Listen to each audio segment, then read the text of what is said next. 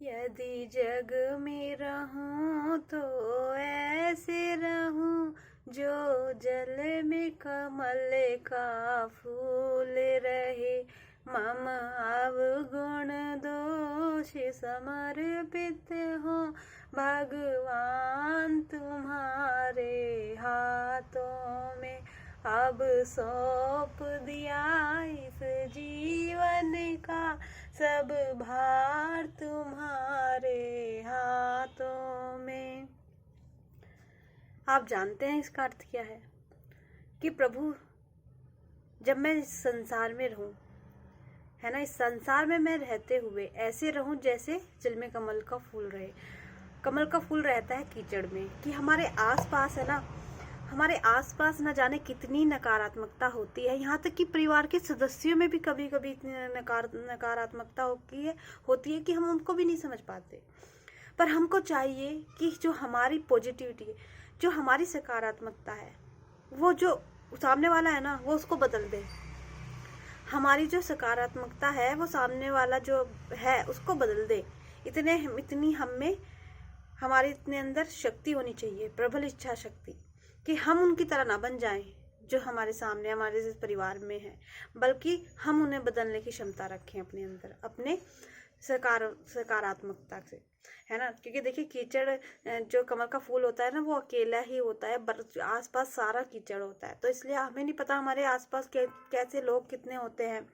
कई बार होता है किसी की बातें सुन सुन कर भी दिमाग खराब होने लगता है कि कह क्या रहे हैं, है ना, ये कह क्या रहे हैं।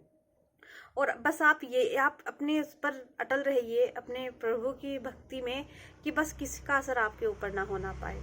आप प्रसन्न रहें, और किसी की बातें भी दिमाग में क्यों लानी, जब हम जानते हैं कि दिन इस संसार से हमें जाना है। तो केवल हमें अपने अच्छे कर्म करने हैं, और जो गलत है उस पर बोलना है, अच्छे कर्म करने हैं, गरीबों की सहायता करनी है, जो संत साधु सबकी सेवा हमें करनी है ना। और देखिए, गरीब वही है बेचारा जिसे 2 समय का भी भोजन पर्याप्त नहीं होता, है ना, वह गरीब है संसार में। बाकी जो 3 समय 2 समय भोजन आराम से पा रहे हैं मेहनत करके, वो गरीब नहीं है। इसलिए आपको, है ना, आप इस संसार में रहते हुए भी अपने आप को सकारात्मक रखें, क्योंकि बहुत लोग होते हैं आपके सामने जो कि आपको, मतलब आपसे ऐसी बातें कहेंगे, या मतलब रोना रोना होता है ना, कि कोई, देखिए, संघर्ष सबके जीवन में है। ये मैं तो नहीं ये मानती कि कोई जीवन में सुखी होगा, सबके जीवन में संघर्ष है।